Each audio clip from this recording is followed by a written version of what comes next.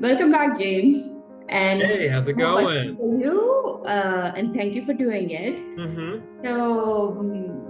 My first question to you today is I heard from patients, a lot of patients, like, okay, today I'm going to eat an ice cream, but I'm going to get on the treadmill and burn those calories. And can you tell us how true it is? I mean, can you really burn those calories or?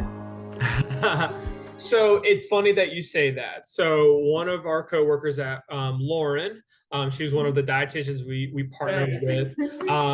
It's funny that you say that. So I was working out first thing in the morning, and I had read a research where it had said, if you want to help kind of dig into your fat stores, go exercise, do fasted cardio or fasted strength training.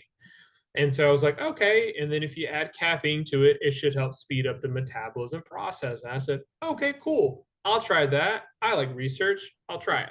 So I tried that for a year, and the numbers that I was lifting were not, I was putting all this hard work in, and I still hadn't seen my numbers rise like I had previously. And I was so confused as to why. And I was also feeling more tired.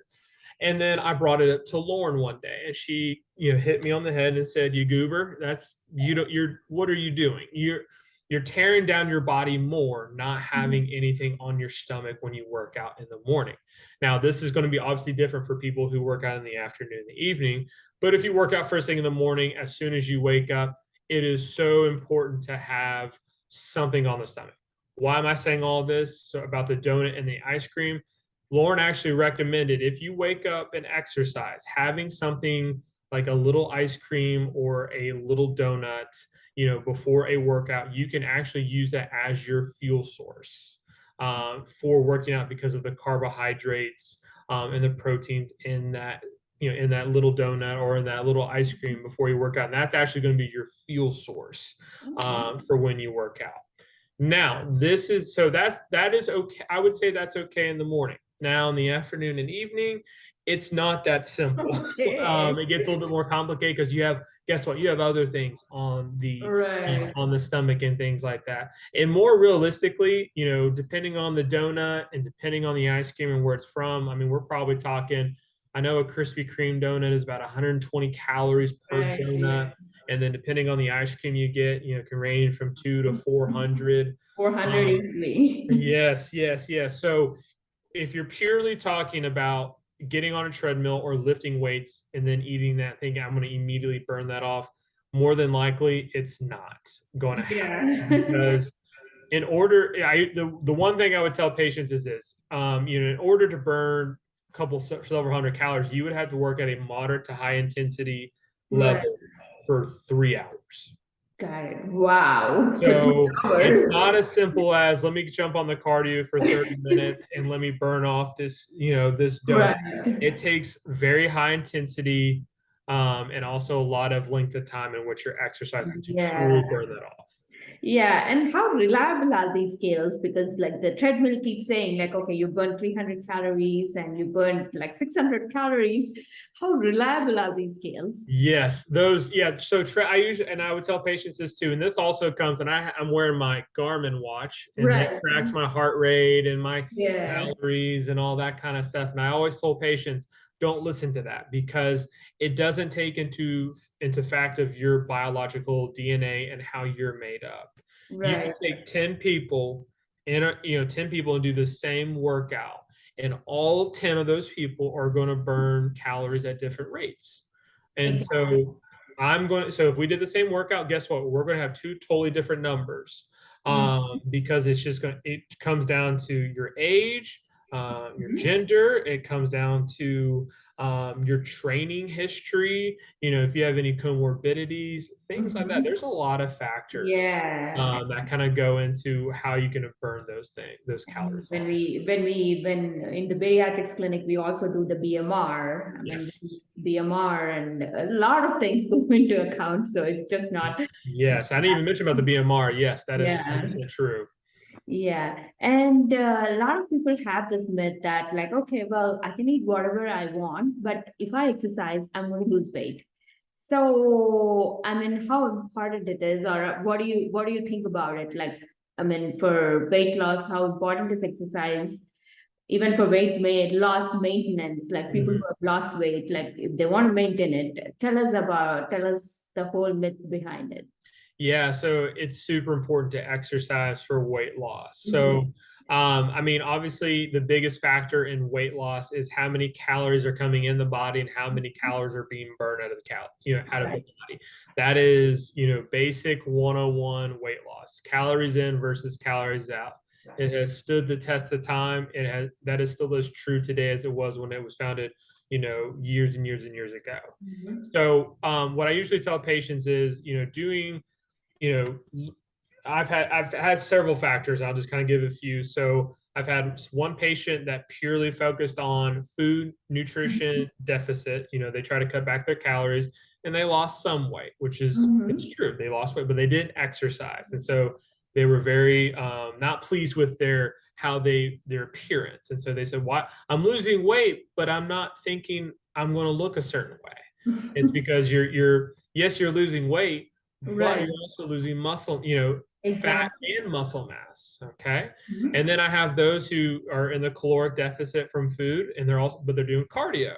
And same conversation. Hey, why am I not pleased with what I look like? I thought I'd look like this, but I'm actually this. Wow. Yeah. And then third, when I have someone who's in the caloric deficit but does do cardio and resistance training, they're very satisfied with what they was. So muscle. So all that to say, what's really important for helping weight loss and weight maintenance is actually a combination of cardiovascular exercising as well as resistance training. The more muscle mass you can maintain in your body, the more heat the body produces and helps burn off those fat stores and fat tissues. And that's what's going to help you keep those calories burning off longer period. I call it the slow burn. It's a longer, slower burn because muscle is a premium in the body. Right. And so in order to maintain the muscle mass, it requires a lot of calories to maintain it. So it's just going to burn it off. And so when you have that kind of high heat, it also increases your metabolism. So you burn more calories at rest. And that does help with your weight loss as well as your weight maintenance. I would say in the past probably 10 years, I have maintained my weight between about 205 and 225 over the course of 10 years. And I've gone through undergrad all the way up to now. Me and my wife are having a child. So even through Congratulations. all the ups and downs of life, I've still been able to maintain that because I try to be consistent with working out. Yeah, that's good. That's awesome. Yeah, I've done that as well. Like I do more strength exercises than cardio. Mm-hmm. I've in the past I've lost weight with pregnancies, but I mean the pregnancy weight I lost it and I haven't regained it. So Right. Yeah, and I would tell patients, and I would shock patients when I would tell them that 80% of my workouts, 85% of my workouts is strength training based. mm-hmm. 15% is cardio based. And they would look at me like a deer in the headlights. And they said, "How's that possible?" It's because, well, I have a lot of muscle mass. And so I would tell them how much I weighed, and they said, "Oh, I did not think you weighed that much." And I said, "Yeah, because it's a lot of it's muscle mass with that." So I do about, I don't do as much cardio as I probably should. But I mean, the foundation of my exercising is strength training based. Yeah, that's awesome. I think you emphasize the importance of health strength training exercise. Yes. Yeah. And my other question, Mhm. I have two little ones. So Mhm. these days, kids are stuck with their iPads all the time, like all kinds of Mhm. things. So what advice would you give to the parents to get the kids to be more active?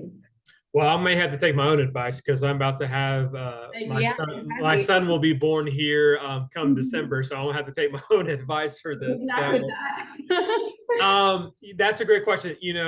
I usually would laugh and tell patients I'm the last generation where I grew up without technology and I grew Yeah. up with technology. And so I remember the days where we would play outside till dark and have so much fun and things like that. But I also grew up with it and still had the enjoyment of benefit. And now as a kid, you have so much stimulation from phones, tablets, TVs, computers, video games. There's so much overwhelming stimulus that it kind of takes away from them wanting to do anything old boring outside. They want to stay with a screen. And that's kind of one of the things when I would see pediatric patients, we would evaluate with their parents is how much screen time are they sitting, and looking at a screen at some point in the day. One of the things I typically would recommend to parents and kids as well to help them be more active is play games. One of the biggest things you can do to get their attention is play indoor games.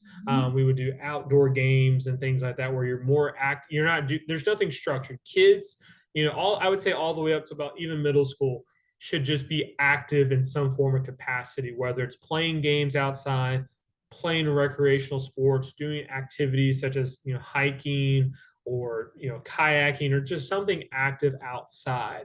Kids don't necessarily need to have any structured cardio plans or resistance training plans because their bodies aren't even developed yet to even handle that in a specific manner. So Right. it is better for them to go out and play outside, play games, play with friends, play with family, and parents and things like that. So that's what I usually recommend it to my pediatric kids. And if they're big game, a lot of my kids are big gamers. And so one thing is kind of cool is Nintendo created a game called Ring Fit Adventure, Mhm. and it's an exercise game, so it comes with like a circular band. It has resistance into it, and so you would perform exercises in the game to defeat certain monsters and characters and things like that. And to move your character, you had to run in place, you had to do jumping jacks, you had to do squats, you had to do bicep curls or shoulder presses. It was a very interacting game. And I even had an adult patient play that game and actually see results and lose weight. So it is very possible. Nintendo's done a great job of implementing a game like that to interact kids. I know several years ago, Pokemon Go was a big thing that released during the summertime. So you saw kids and adults alike all outside walking around through forests and things like that, and it helped them get more active over the course of the summer. So there's a lot of different avenues you can go. Yeah. YouTube is a great channel resource for games and things to help get your kids more active and motivated. And I always tell this to the parents, like you got to model for the kids. Like if you want Mhm. to be doing the stuff, you got to do it first. Right. So Yes. yeah, It is very important for parents to be the idol. Kids, I learned this very quickly from my patients is the kids so look up to their parents and what that, they do positively or negatively. And exactly. so Very when the parents start to be more active in exercising, more than likely the kids good. will as well. Get that, yeah. And I have several patients like with knee pain, osteoarthritis. Mhm. So they have limited mobility. So what advice would you give for those patients? So for the people who have limited mobility and they want to exercise, what advice would you give for them? Yeah, that's a great question. I would say 80 to 90% of my older population patients had some form of arthritis, whether it was in their Mhm. hands, arms, torso. Really, the legs and the shoulders are the two, knees and shoulders are the two most common areas for patients to have arthritis. And so it is very common in those areas, and that does limit them as they get older. So typically, when I have patients with pretty severe osteoarthritis, I typically have them start off doing low impact exercising. Mhm. What does that look like? So going for going for a walk, on a soft surface, so like grass or something that's padded. I used to recommend chair aerobics to a lot of patients as well. There's tons of YouTube videos to kind of watch chair aerobics Mhm. that where you can just use a chair and you can perform different exercises and things like that. One of the biggest things I would always recommend to patients is if you have access to water or a pool or Right. something, please get in there because it does take that pressure off of those joints and ligaments. Some say it actually helps, water helps alleviate about 30% of your weight Mhm. off. And that's why you're able to perform, better task in the water than you ever could on land. And so I would usually recommend that to patients from in terms from an exercise perspective is to help do some low impact exercising where you're not going to necessarily aggravate those different joints and ligaments. Right, and people with knee issues like osteoarthritis of the knee, they can always do some biceps curls and like sit in the chair and do some biceps curls or with the resistant bands, and they can do all kinds of stuff. Like if they don't have any shoulder pain, so they can still do all those things while sitting in the. Exactly. And I used to tell patients too, like I have arthritis, technically I have arthritis in both of my knees from playing sports and skiing.